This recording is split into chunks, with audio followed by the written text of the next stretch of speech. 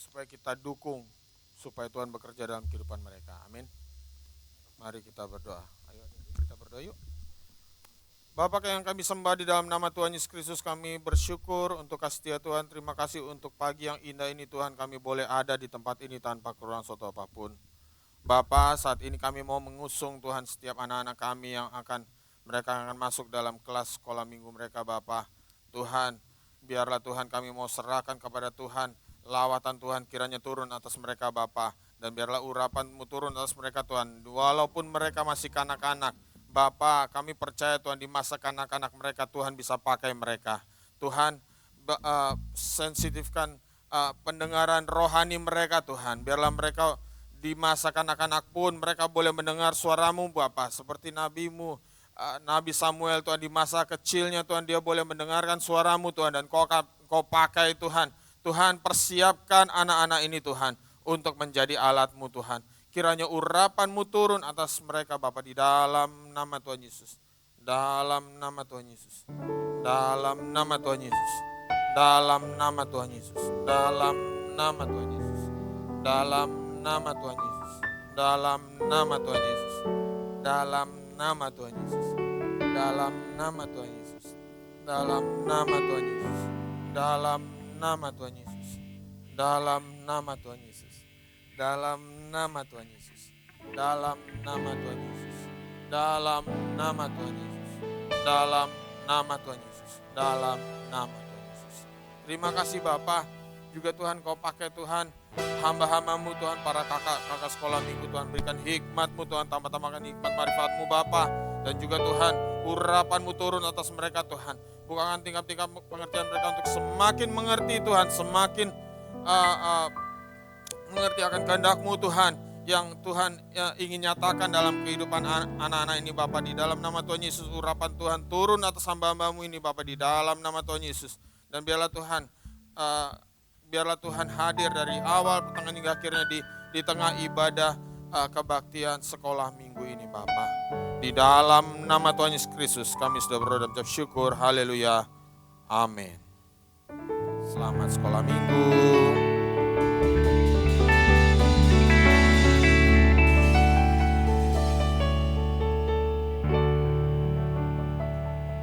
Puji Tuhan, shalom Bapak Ibu Saudara kasih Tuhan, shalom semuanya, shalom, selamat hari Minggu, dan selamat beribadah di gereja kita GBI Tanah Merah. Puji nama Tuhan Bapak Ibu Saudara kasih Tuhan, karena saya melihat dari depan masih kursi-kursi yang bagian depan masih kosong. Oleh sebab itu bagi Bapak Ibu yang berada di posisi belakang supaya lebih maju ke depan ya, kita isi dulu kursi-kursi yang ada di depan ini yang masih kosong ya. Kami mohon untuk maju, jangan berat hati saudara ya, supaya nanti teman-teman kita, saudara-saudara kita yang belakangan datang, mereka bisa isi kursi yang ada di belakang. Puji Tuhan, ayo silakan ya saudara, ayo lebih maju lagi, tolong kita mohon ke depan, lebih maju lagi ke depan ya. Baik, mari kita satukan hati kita untuk memuji Tuhan. Haleluya. Puji nama Tuhan, kita bersuka cita di dalam Tuhan, kita berikan sorak-sorai yang terbaik bagi Tuhan dulu saudara. Haleluya. Mari jemaat Tuhan, sama-sama kita bangkit berdiri bagi Tuhan. Kita memuji Tuhan. Ku menang bersama Yesus Tuhan. Haleluya.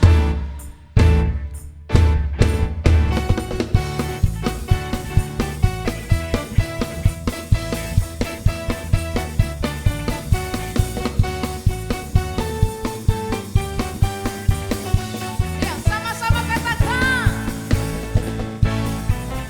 Ku menang bersama Yesus Tuhan. Ku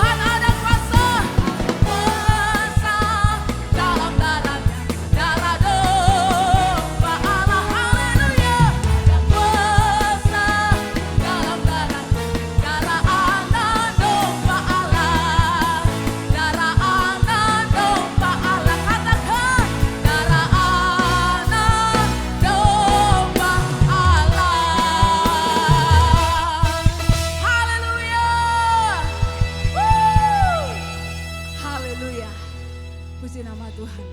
Silakan duduk Bapak Saudara kasih Tuhan. Tetap kita di dalam hadirat Allah.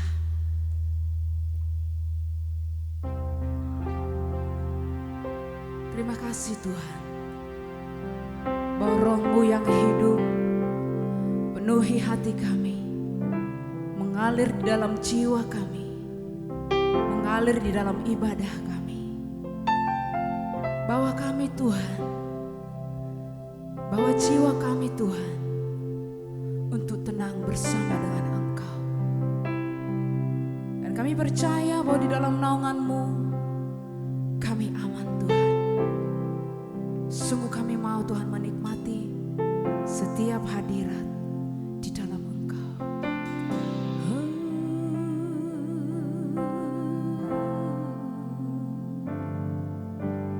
Roh-Mu yang hidup penuhiku, mengalir dalamku. Jiwaku tenang bersamamu dalam naungan-Mu. Katakan ku buka hati, ku buka hati untuk jamahan-Mu, berserah penuh di hadirat-Mu.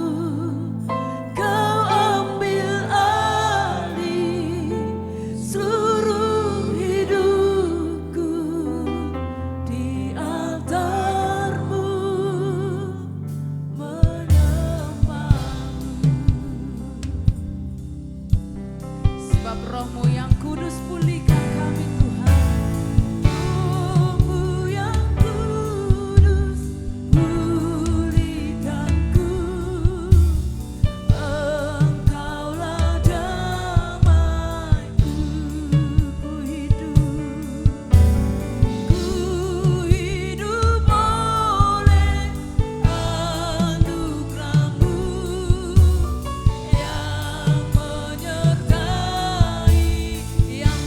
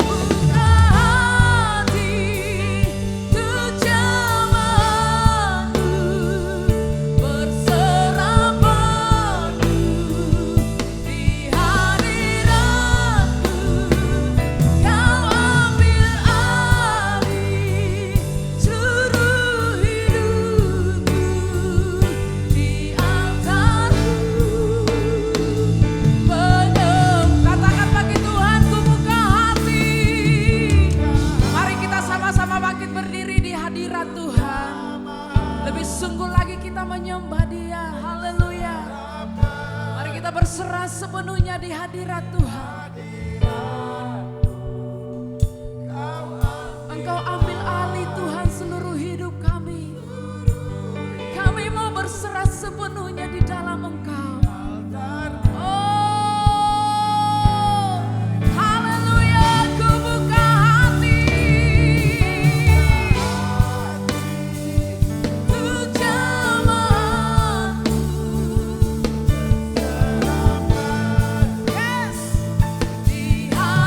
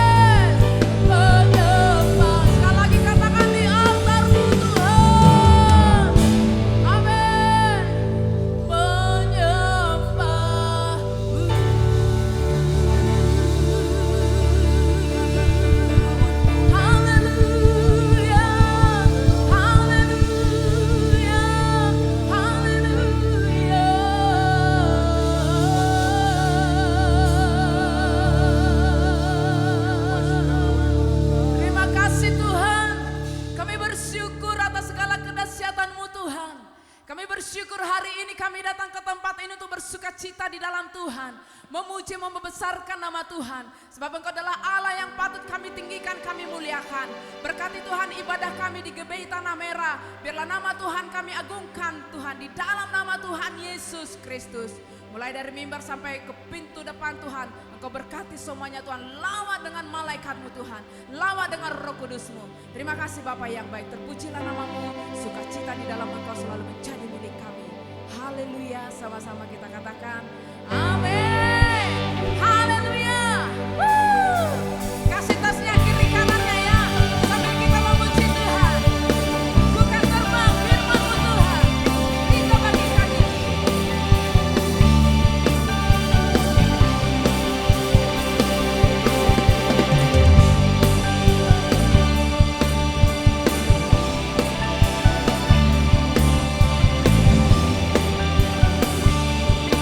Ya, sama-sama katakan.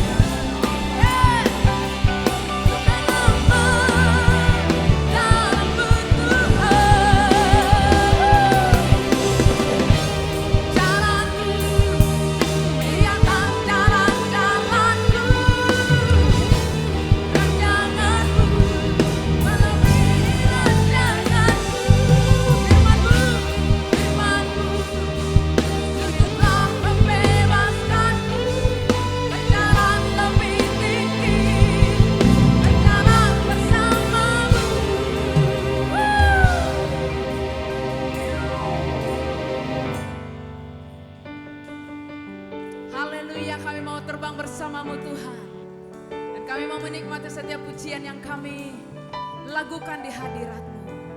Ayo kita sama-sama kita rentangkan tangan kita. Sama-sama kita rentangkan tangan kita. Yeah. Ku kan terbang tinggi di awan. Amin. Dalam kemuliaan sebab firman-Mu teguh menopang. Ku kan aman dalam Tuhan. Ku kan terbang, ku kan terbang.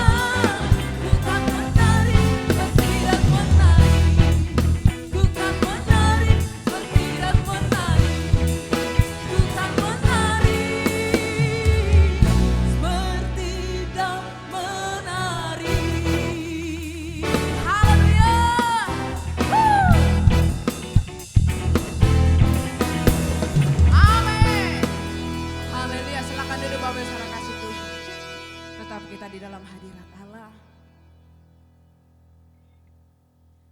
Tiba saatnya Tuhan, kami akan mendengarkan firman Allah.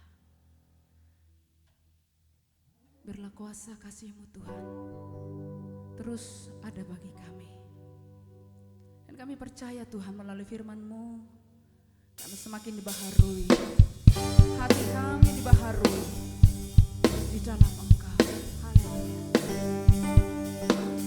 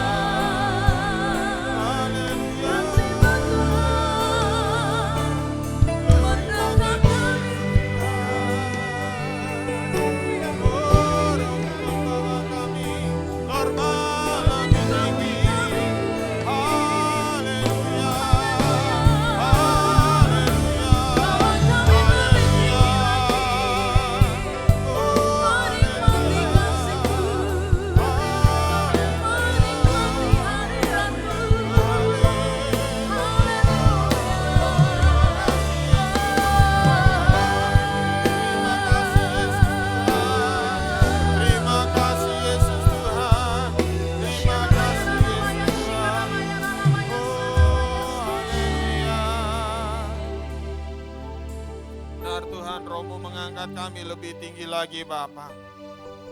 Lebih dalam lagi Tuhan.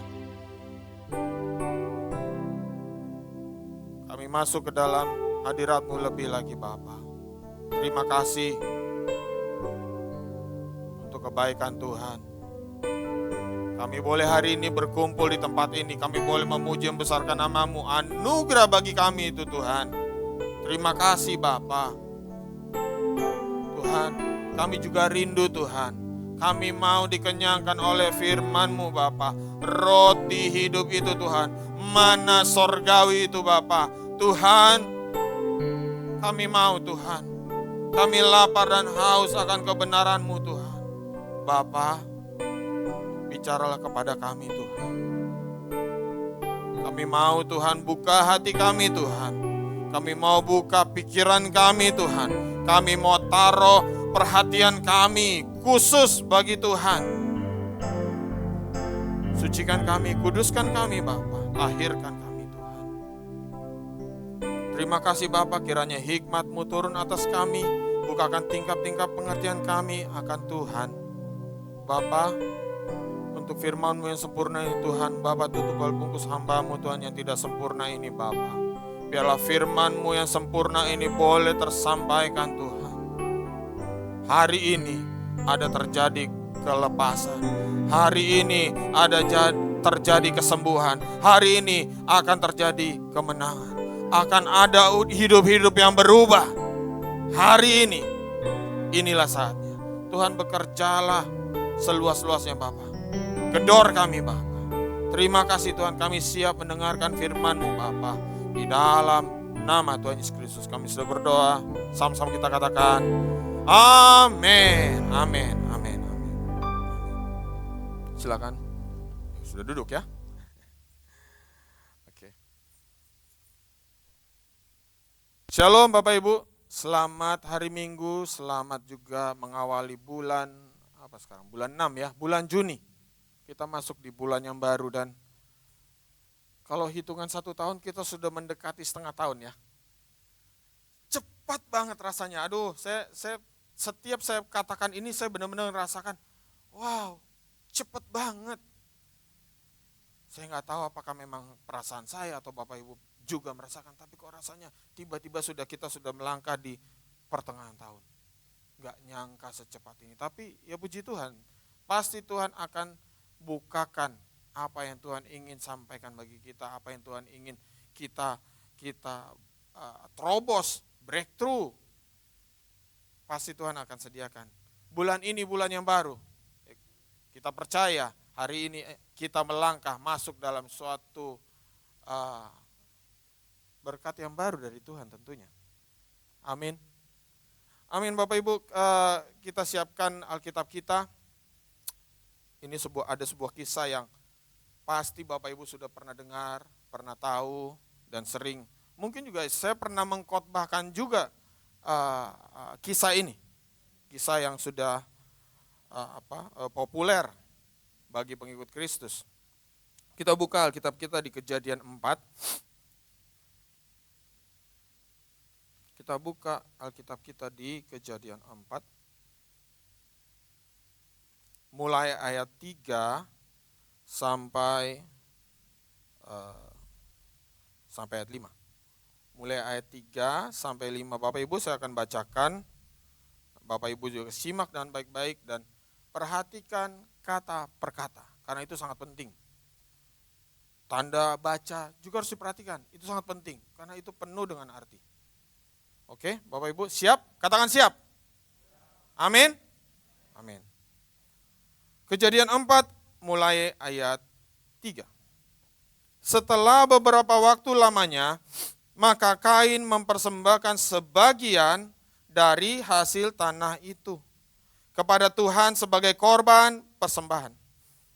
Habel juga mempersembahkan korban persembahan dari anak sulung kambing dombanya, yaitu lemak-lemaknya. Maka Tuhan mengindahkan Habel dan korban persembahannya itu. Tetapi Kain dan korban persembahannya tidak diindahkannya,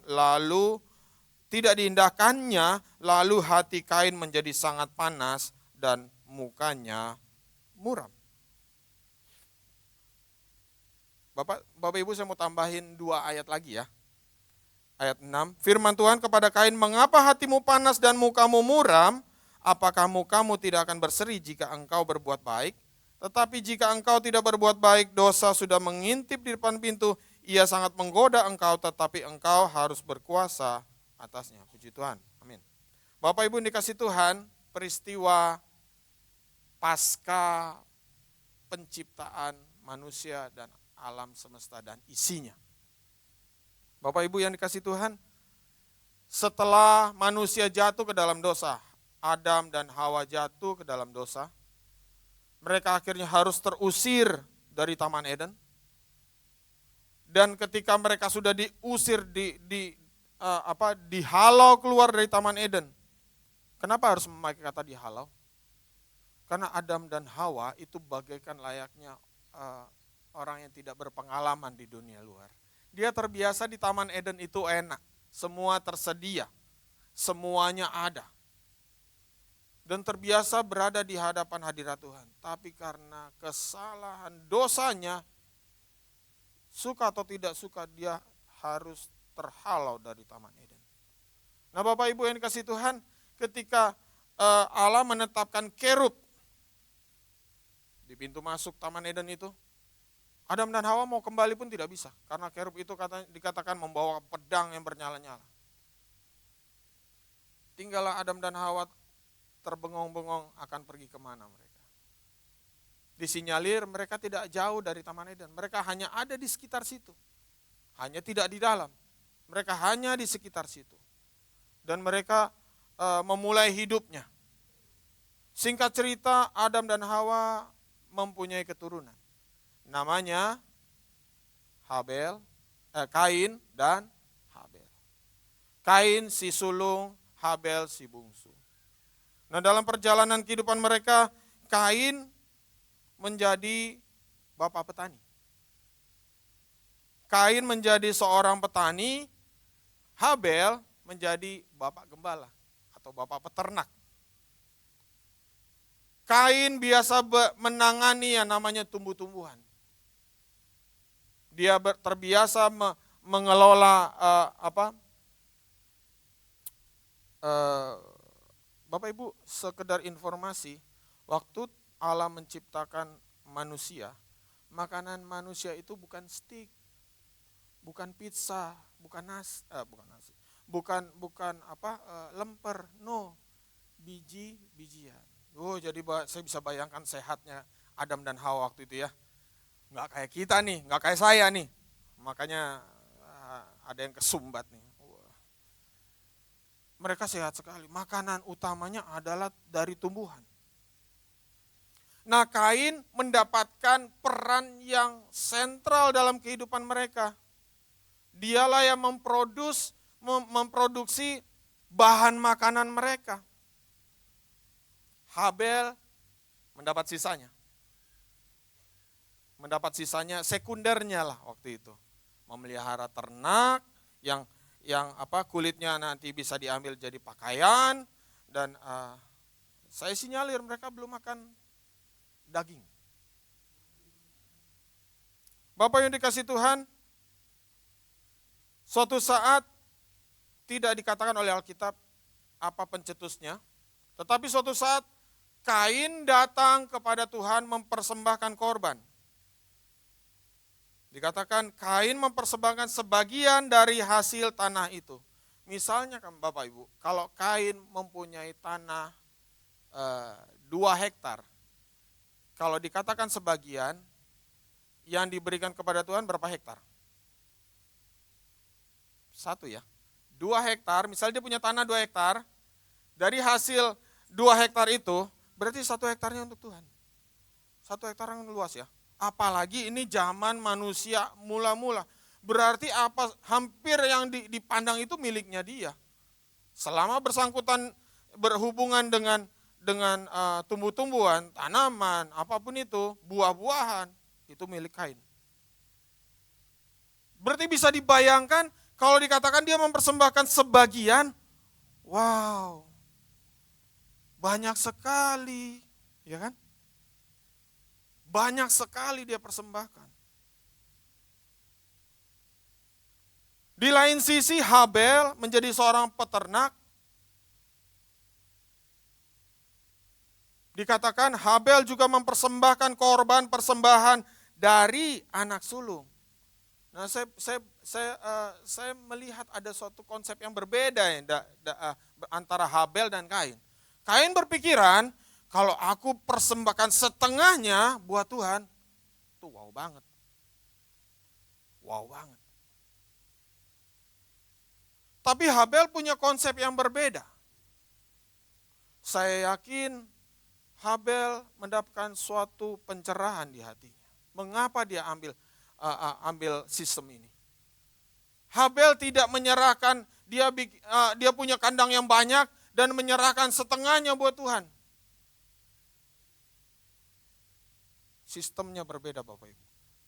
Habel mempersembahkan korban persembahan dari anak sulung kambing dombanya. Anak sulung artinya yang brojol pertama. Setiap ternaknya, kambing, domba, sapi, lembu, kerbau, apapun itu yang brojol pertama, itulah yang dipersembahkan kepada Tuhan. Dia rawat, dia gemukkan, dan dia persembahkan kepada Tuhan. Masalahnya ada satu.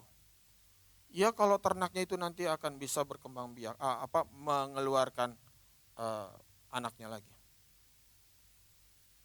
Kalau enggak, berarti dia nggak dapat apa-apa.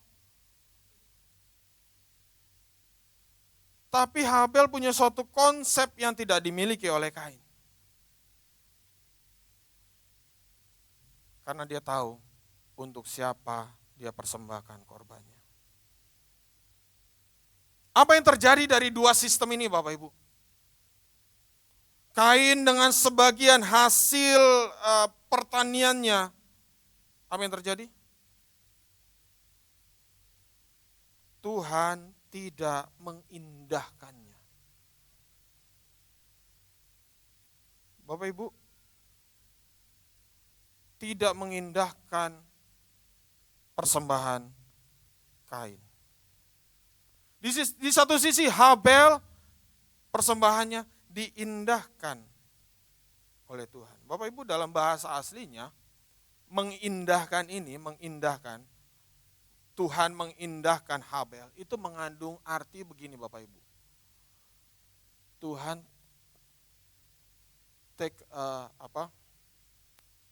perhatian. Tuhan memberikan perhatian yang khusus terhadap persembahan Habel. Mengapa Habel bisa persembahannya itu mengambil perhatian Tuhan? Kain dengan segala hasil yang begitu banyak, Tuhan terima loh. Bukan persembahan Kain itu salah loh. Baca tadi di ayat 7. Apakah kamu tidak akan berseri jika engkau berbuat baik? Yang dilakukan Kain itu adalah baik. Yang dilakukan Kain itu baik sebenarnya. Tapi Habel mempersembahkan persembahan yang benar. Bapak Ibu yang dikasih Tuhan, kita tinggalkan sejenak Kain dan Habel. Bapak Ibu yang dikasih Tuhan, pemberian atau memberi adalah bagian penting dalam kehidupan iman Kristen. Sebagai pengikut Kristus, pemberian atau memberi merupakan bagian kehidupan rohani yang namanya pengikut Kristus. Memberi adalah cara kerja Tuhan. Bapak Ibu yang dikasih Tuhan, di dalam Kejadian 1 ayat 1, tidak ada apapun di dunia ini. Dunia itu bahkan belum ada. Mengapa bisa ada? Tuhan yang memberi. Dia memberi firman-Nya, jadi ini firman ini, jadi ini jadi. Dan ciptaan terpamungkasnya, dia berikan apa? Dia berikan nafasnya. Dan dia katakan, biarlah kita jadikan manusia. Seperti apa? Gambar dan rupa Allah. Wow. Ia membagi potensinya bagi manusia karena kasihnya. Kejadian 1 ayat 26 katakan begini, berfirmanlah Allah, baiklah kita menjadikan manusia menurut gambar dan rupa kita, garis bawahi, supaya mereka, garis bawah lagi, berkuasa atas ikan-ikan di laut dan burung-burung di udara dan atas ternak dan di atas seluruh bumi dan atas segala binatang melata dan merayap di bumi. Bapak Ibu yang dikasih Tuhan, tanpa legitimasi Tuhan, kita tidak punya kuasa apapun. Tapi Tuhan tahu, karena Tuhan begitu mengasihi dan kita lahir dari kasih-Nya. Dia perlengkapi kita, Dia berikan segalanya supaya apa? Kita menjadi prototipe-nya Tuhan. Dia berikan yang the best, Bapak Ibu. Apakah Dia mengharapkan sesuatu dari manusia? Kalau Dia mengharapkan sesuatu dari manusia, Dia ciptakan robot. Dia ciptakan mesin. Bapak Ibu yang dikasih Tuhan, mesin yang sudah mempunyai komputerisasi dan mekanikal yang mungkin pabrik-pabrik punya, pasti punya tujuan. Kalau aku masukkan ini, hasilnya ini. Outputnya sudah dibayangkan. Kasih Tuhan tidak diktator.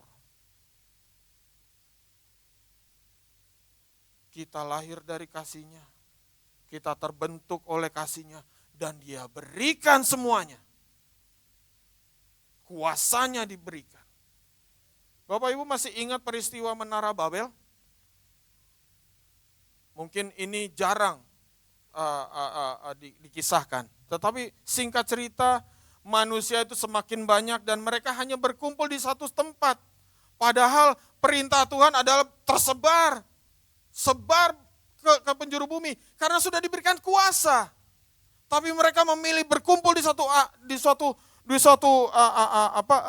area dan mereka mulai membangun suatu menara. Mereka pikir bahwa kalau misalnya mereka pakai menara itu mereka bisa mencapai sorga. Apa yang terjadi? Tuhan tidak setuju dengan tindakan mereka. Dan dicerai-beraikan mereka dengan cara apa? Dikacaukan bahasa mereka. Makanya hari-hari ini kita kesulitan dengan bahasa bangsa lainnya. Saya aja masih kesulitan dengan bahasa bangsa sendiri kadang-kadang. Kalau udah pasti jabat ngomong bahasa Perancis itu ya. Oh, bahasa Batak. Saya sering kesulitan juga. Apa yang diomongin abangku ini? Oh, itu ya. Dikacaukan bahasanya, akhirnya mau nggak mau tercerai-berai manusia. Tapi ada satu janji Tuhan di situ. Di Kejadian 11 ayat 6. Dan Ia berfirman, mereka ini satu bangsa dengan satu bahasa untuk semuanya. Ini barulah permulaan usaha mereka. Mulai dari sekarang, apapun juga yang mereka rencanakan, tidak ada yang tidak akan dapat terlaksana. Wow. Tidak ada yang tidak dapat terlaksana oleh manusia. Terbukti manusia sudah sampai bulan. Belum kesampaian aja, tinggal di sana. Tunggu sampai padat aja nih kapling-kapling kita ini ya. Baru kita berbondong-bondong naik roket ke sana.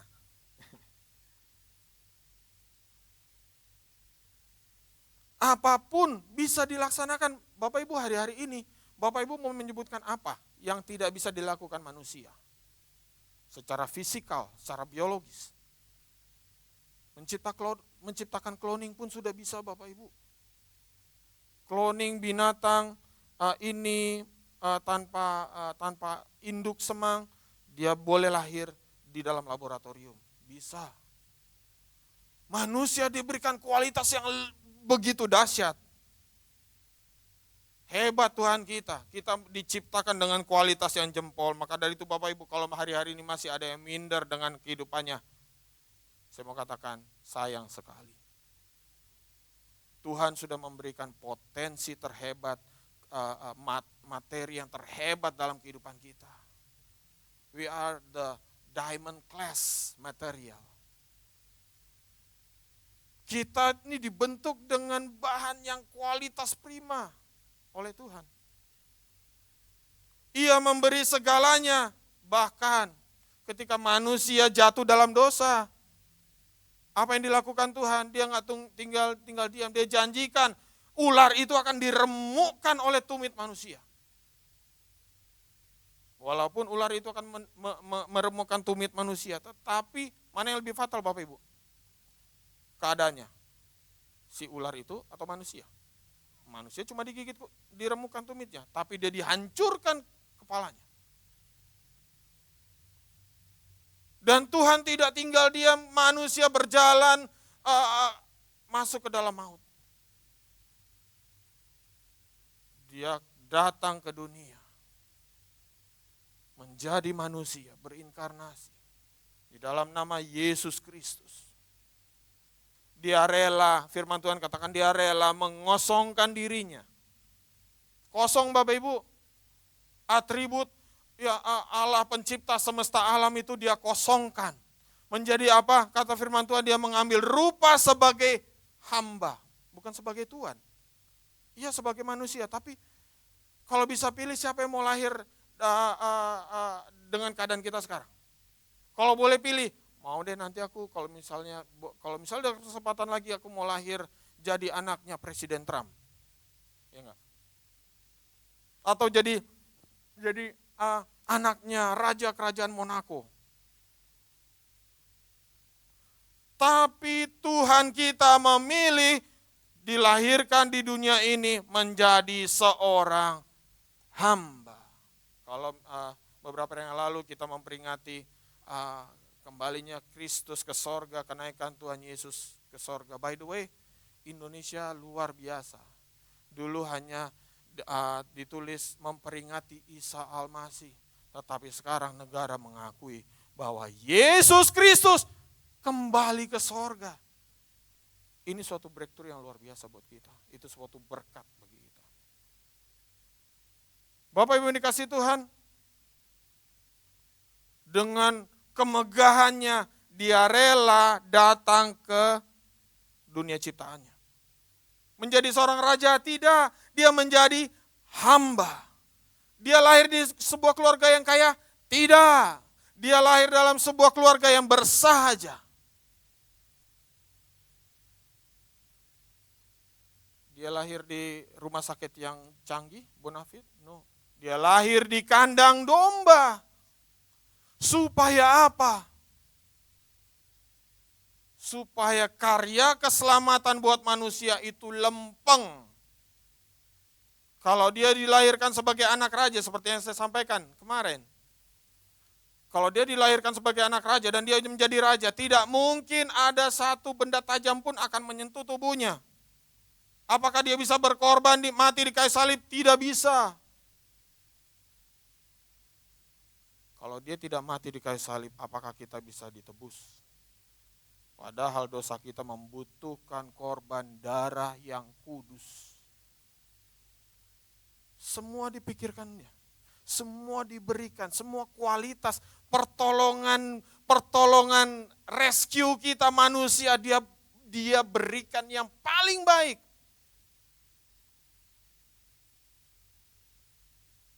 Bapak Ibu yang dikasihi Tuhan, sudah jelas natur Allah itu adalah memberi. Dia terbiasa memberi segalanya. Bahkan Bapak Ibu kalau mau sadar ya, di setiap aspek dalam kehidupan kita, ternyata yang namanya memberi itu menjadi hukum dasar. Dalam setiap aspek hidup kita, sebutkan. Contoh, Bapak Ibu yang dikasihi Tuhan, kenapa pemerintah mencanangkan penanaman 1.000 hutan bakau, penghijauan dan segala macam. Pernah belajar biologi di waktu IPA waktu SD, mungkin SD ya, saya nggak tahu. Bahwa tumbuhan itu menyerap karbon dioksida. Dia melepaskan Oksigen, O2. Kita menyerap apa? Oksigen. Kita melepaskan apa? Karbon dioksida. Ada proses saling memberi. Dan proses seperti ini juga terjadi dalam setiap aspek dalam kehidupan kita. Dan bahkan terapan ilmu yang tingkat yang berikutnya, bukan hanya dasar. Contoh AC, Bapak Ibu, AC. Untuk bisa menghembuskan angin yang dingin, dia butuh apa? Udara. Bapak Ibu, ini bukan AC yang tanpa apa-apa tiba-tiba ngembusin udara. No. Bapak Ibu tahu kan outdoor AC. Dia menyerap dari luar, kemudian ditambahkan cairan pendingin, itu simpelnya. Kemudian mengeluarkan udara dingin. Konsep kehidupan kita, kalau kita mau lebih duduk diam, perhatikan. Konsep memberi itu menjadi dasar dalam setiap kehidupan kita. Bahkan hukum yang tidak secara fisika, secara filsafat, katakanlah filsafat, falsafah, filosofi. Sama. Mereka juga menggunakan pemikiran-pemikiran yang bahwa kalau tindakan baik akan menghasilkan kebaikan. Kalau tindakan kita buruk akan menghasilkan keburukan. Ada sebab, ada akibat. Ada prinsip timbal balik. Bayangkan dari hukum biologi, hukum fisika, bahkan hukum kimia, hukum apapun, ternyata dasar hukumnya ternyata sudah Tuhan taruh di situ. Tanpa ada pemberian tidak ada nothing. Makanya ada guyonan hari-hari ini, anekdot lah, Gen Z ya, namanya juga Gen Z. Gaya sebuah benda dipengaruhi berat. Jika hidup semakin berat, mungkin karena kebanyakan gaya. Atau mungkin tekanan berbanding lurus dengan gaya. Jadi kalau hidup penuh tekanan, jangan-jangan udah saatnya mengurangi gaya.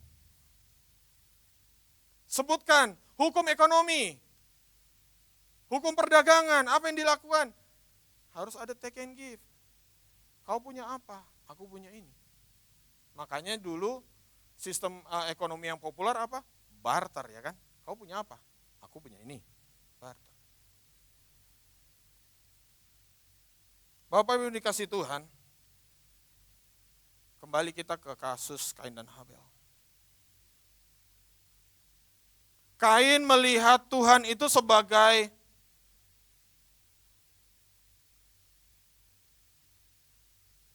pribadi yang menurut dia cukuplah dijadikan sebagai partner. Oke, Tuhan yang menumbuhkan, Tuhan yang membuat tanaman-tanaman ini tumbuh, tapi kan yang kerja keras aku. Tapi yang berkeringat kan aku. Yang harus mengolah tanah setengah mati kan aku. Sudah pantasnya kalau kita bagi 50-50.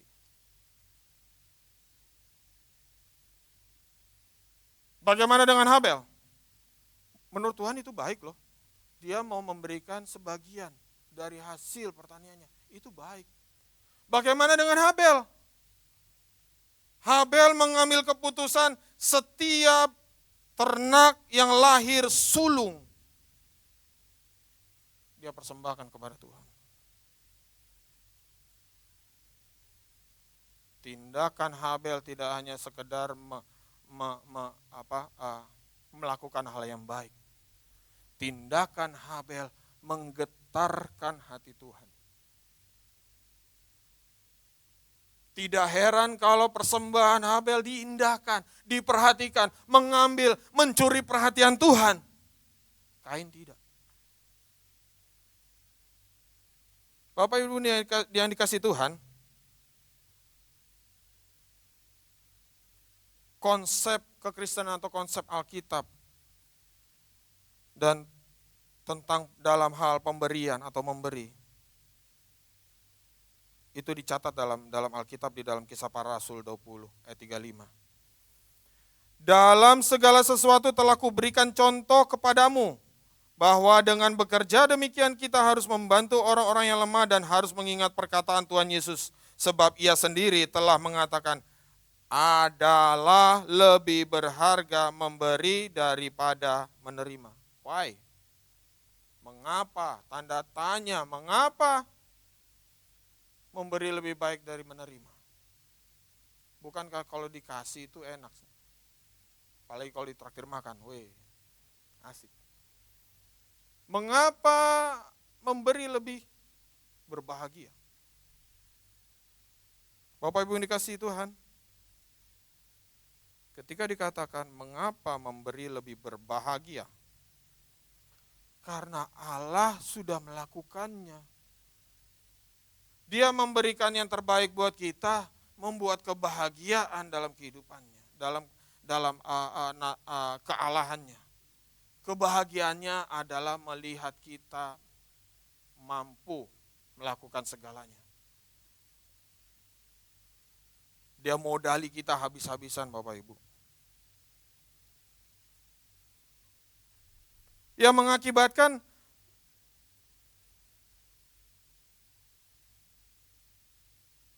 jika kita menerima memang senang. Ada bedanya ya, senang dan bahagia. Senang itu tergantung dengan situasi. Bahagia tidak tergantung situasi. Yang berhubungan dengan sukacita. Orang di dalam kesusahan pun masih tetap bisa sukacita, masih bisa tertawa, masih bisa semangat. Karena apa? Dia sukacita dalam pengharapan. Tetapi kalau kita menerima, sekedar menerima, apa yang terjadi? Ya senang. Tapi setelah itu tunggu saja. Tingkat kesenangannya pasti anjlok. Bapak Ibu dikasih Tuhan, Allah memberikan suatu konsep kebahagiaan yang tidak punya oleh dunia ini. Dunia ini berkata, kau punya apa, aku punya apa. Kau kasih aku, terima kasih, aku senang. Tetapi ketika Allah memberi contoh, firman Tuhan sudah memberikan pewahyuan buat kita. Maka dari itu setiap pengikut Kristus yang katanya segambar dan serupa Allah. Kita ini segambar dan serupa Allah. Artinya apa kualitas yang dimiliki Tuhan, kita juga punya. Bukankah seorang bapak mengharapkan anaknya seperti dia? Bukankah seorang bapak itu menginginkan anaknya mempunyai kualitas yang diharapkan dia? Bapa di sorga pun mengharapkan kita mempunyai kualitas yang sama dengan dia. Dia rela memberi, kita pun harus rela memberi. Dia memberikan terbaik, kita pun juga harus memikirkan yang terbaik. Dan satu lagi, Bapak Ibu yang dikasih Tuhan. Tuhan tidak menyesal sudah mengasihi kita. Tuhan tidak menyesal. Tuhan tidak menyesal sudah memberikan kualitas begitu hebat dalam kehidupan kita. Dia rela. Dan dengan kualitas yang sama, Allah mengharapkan kita punya suatu kerelaan dalam hati. Dalam memberi, dalam mengasihi orang, dalam mengasihi sesama, dan juga mengasihi Tuhan. Rela, kerelaan hati. Pemberian dari hati yang rela pasti menghasilkan pemberian yang tulus.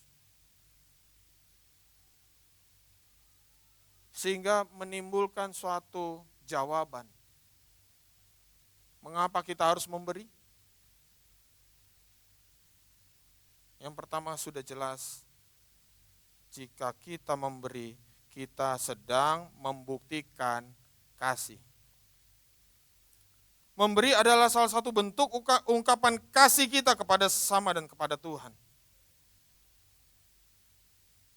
Dan juga ketika seseorang memberi dengan hati yang tulus, dia menjadi berkat bagi orang. Ketika Tuhan by the way, Tuhan itu suka memberkati kita loh.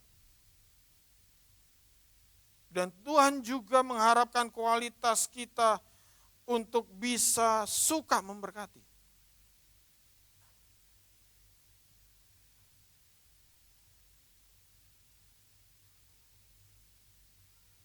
Tuhan rindu kita menjadi berkat bagi siapapun. Dan juga, Bapak Ibu yang dikasih Tuhan, Kain memberikan persembahan itu not as a worship, bukan sebagai suatu penyembahan kepada Tuhan. Dia sedang berpikir 50-50 sebagai seorang pengusaha dan pemodal. Tapi Habel berpikiran dia harus mempersembahkan kepada sang raja. Yang terbaik dia berikan kepada Tuhan. Penyembahannya memalingkan Tuhan. Memberikan atensi khusus kepada persembahannya. Kita harus memperlakukan pemberian atau memberi itu sebagai sikap penyembahan kita. Bapak Ibu, kalau saya katakan penyembahan atau pemberian atau memberi, tidak hanya sekedar sejumlah nominal.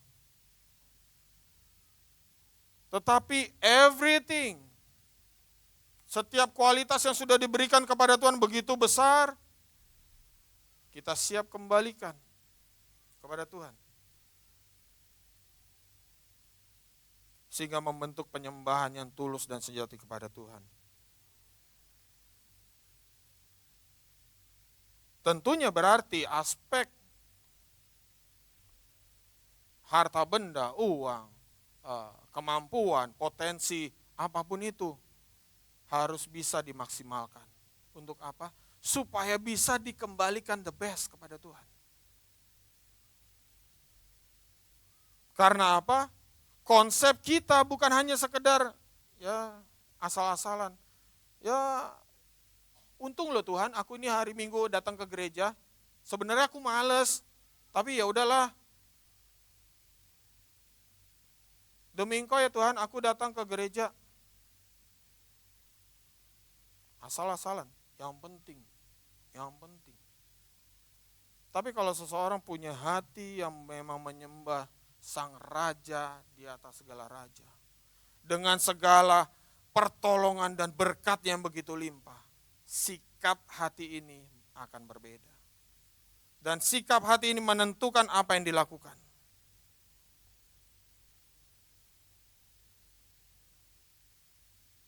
Sehingga setiap persembahan kita menjadi pemberian yang berkenan di hadapan Tuhan. Bapak Ibu dikasih Tuhan, kalau kita bicara soal nominal, maka perempuan miskin yang memberi 2 peser di bait Allah yang diperhatikan Yesus di dalam Markus 12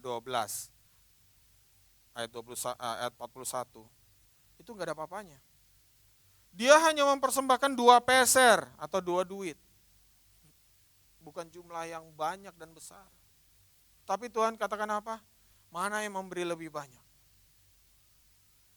Apakah perempuan yang miskin ini yang hanya punya 2 peser dimasukkan ke bait Allah, atau orang kaya yang memberikan sejumlah uangnya? Tuhan katakan persembahan yang paling besar ya persembahan si perempuan miskin. Karena dia memberi segenap kemampuannya. Artinya dia memberi enggak main-main. Dia serius dengan apa yang dia berikan.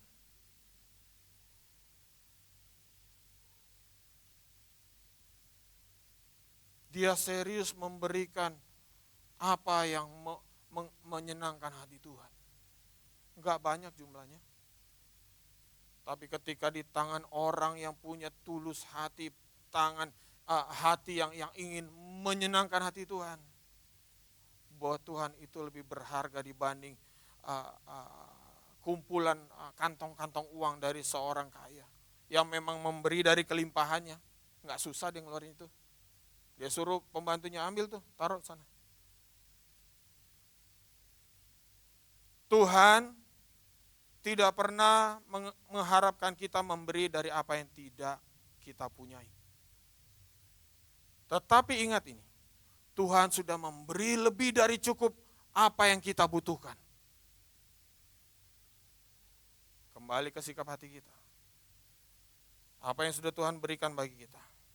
Mau enggak kita taruh di bawah kaki Tuhan. Kita bawa dengan sikap hati yang benar-benar mengasihi Tuhan.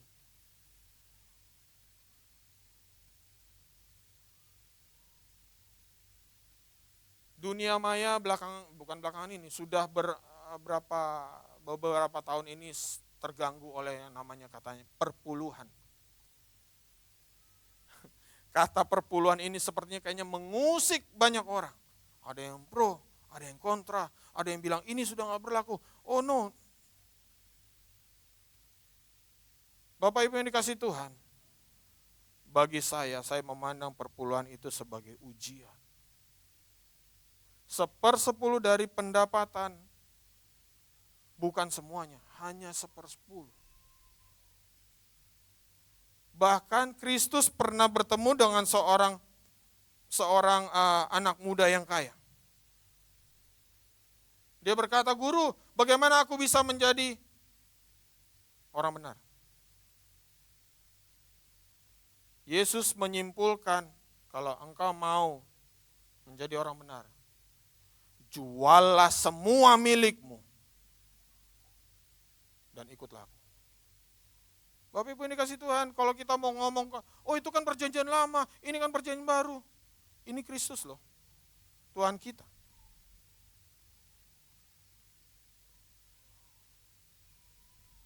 Makanya Bapak Ibu dikasih Tuhan, biarlah kita benar-benar menelaah firman Tuhan yang ada di tangan kita. Bapak Ibu, Alkitab pasti tidak jauh dari tangan kita. Zaman sekarang Alkitab ada di gadget kita. Cuma mengagumkannya, kalau misalnya dibikin ranking di dalam HP kita, setiap aplikasi yang ada di dalam HP kita, saya takutnya ternyata aplikasi Alkitab itu adalah aplikasi ranking terendah yang pernah dibuka. Jangan-jangan. Padahal suatu kemudahan kita bisa buka di tangan kita. Alkitab, bahkan ketika kita bisa sambil nyetir, kita bisa mendengar audible Bible. Alkitab suara. Bukankah kita mendapatkan anugerah yang begitu besar dari Tuhan untuk menyelidiki firman-Nya? Jangan mau diombang-ambingkan sama dunia ini, Bapak Ibu yang kasih Tuhan.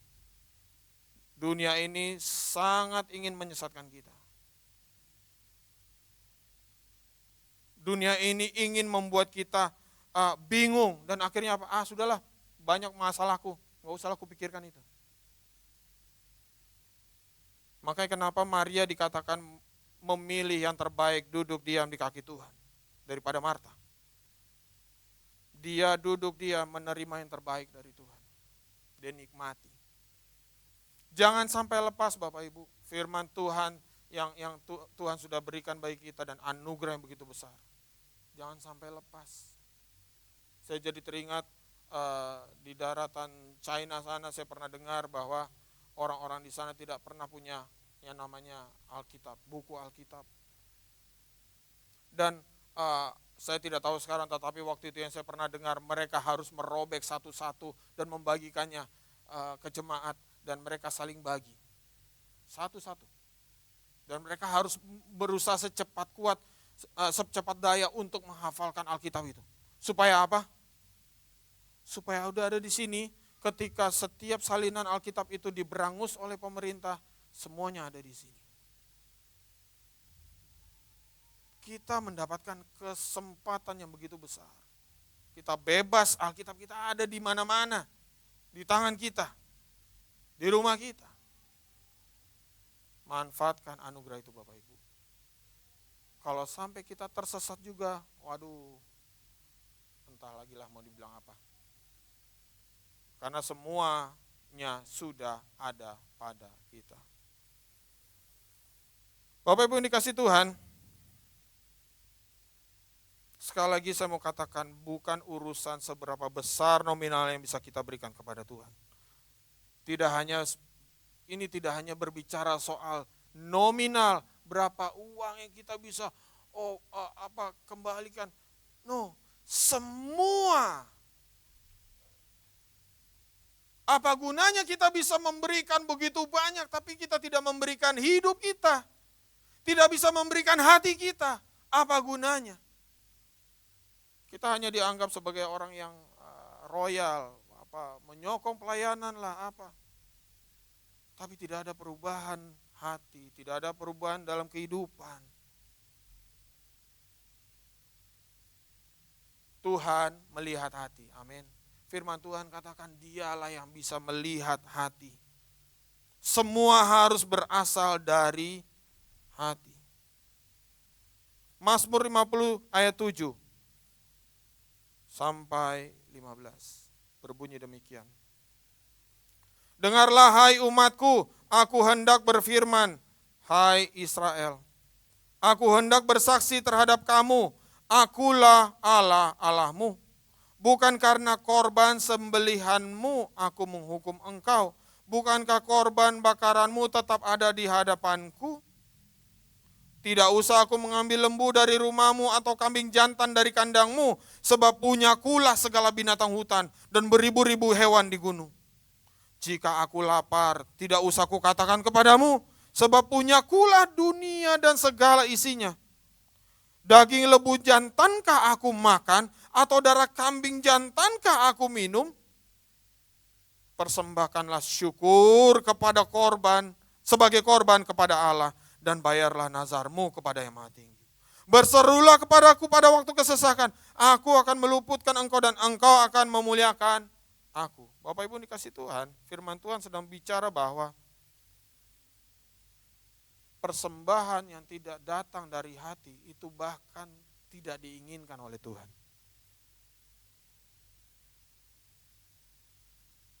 Bangsa Israel mempersembahkan korban bakaran di bait Allah itu teratur. Sesuai pakemnya, apa yang diperintahkan hukum Taurat mereka lakukan. Tapi pertanyaannya, ketika mempersembahkan korban itu, apakah hatinya ikut dipersembahkan kepada Tuhan? Pada kenyataannya akhirnya dalam kehidupan bangsa Israel yang akhirnya terpecah menjadi dua. Kerajaan Israel Utara dan Selatan yang akhirnya dibuang ke penjajahan, perbudakan. Atas akibat apa? Mereka tetap mempersembahkan korban syukur kepada Allah, tapi juga mereka mempersembahkan korban ke dewa-dewa berhala. Kita bisa menyebut diri kita sebagai orang Kristen, kita bisa menyebut kita sebagai pelayan Tuhan, tapi jangan-jangan di luar hati kita bukan pengikut Kristus. Itu bisa terjadi. Hari ini firman Tuhan berbicara dengan lantang kepada kita. Berikan yang terbaik bagi Tuhan.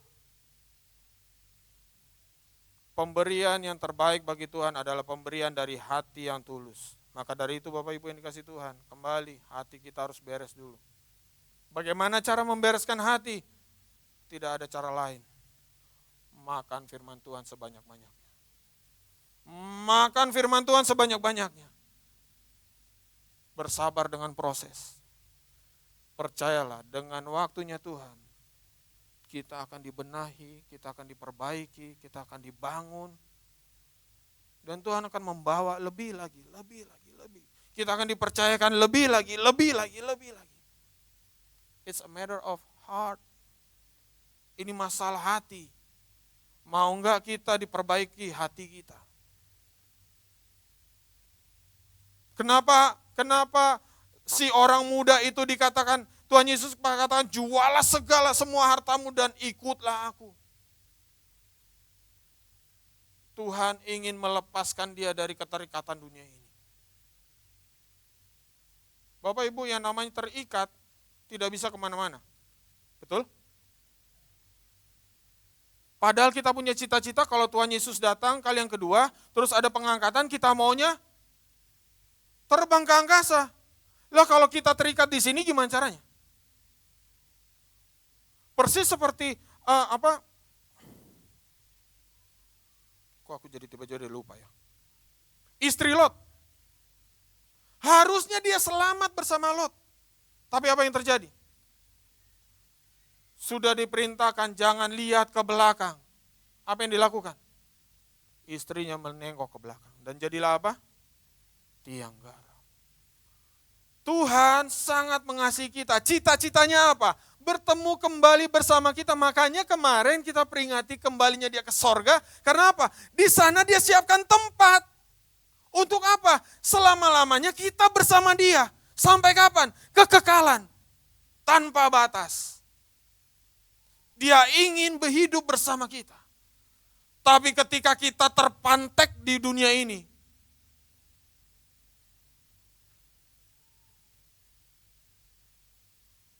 kita nggak bisa bersama-sama dengan dia. Kaki kita diikat di dunia ini. Dan akhirnya apa? Firman Tuhan katakan, dunia ini akan lenyap, Bapak Ibu. Kalau kita terikat di dunia ini berarti kita ikut lenyap. Sia-sialah anugerah yang Tuhan berikan bagi kita. Pengorbanan di kayu salib sia-sia. Firman Tuhan hari ini berbicara kepada kita, ayo mulai kita lihat sikap hati kita. Karakter Kristus apakah menjadi bagian dalam hidup kita? Apakah tindakan, perbuatan, dan natur Tuhan yang suka memberi ada di dalam kita? Dan bahkan Tuhan menjamin siapa yang saya jadi lupa. Tuhan katakan siapa yang menabur, dia akan menuai. Kalau konsep taburan pertanian Bapak Ibu, satu biji dilempar. Apakah dia hanya menghasilkan satu buah? Saya nggak tahu ada tanaman seperti itu, tapi sepengetahuan saya setiap benih yang ditabur pasti menghasilkan lebih dari satu biji itu. Tuhan menjamin Bapak Ibu, Tuhan menjamin. Mau nggak kita ambil keputusan? Tuhan, aku mau menyenangkan hatimu. Saya panggil tim Praise and Worship. Mau nggak kita melepaskan apa pendapat dunia? Mau nggak kita melepaskan konsep untung rugi Kain? Kain konsepnya untung rugi. Win-win solution. Aku untung, Tuhan untung. Pemodalnya dapat, pengelolanya dapat. Mau nggak kita punya konsep seperti Habel? Dalam segala keterbatasannya, dia mau memberikan yang terbaik. Dia mau memberikan apa yang dia bisa, dia persembahkan untuk Tuhan. Dan persembahannya dikatakan menarik perhatian Tuhan. Saya undang Bapak Ibu bangkit.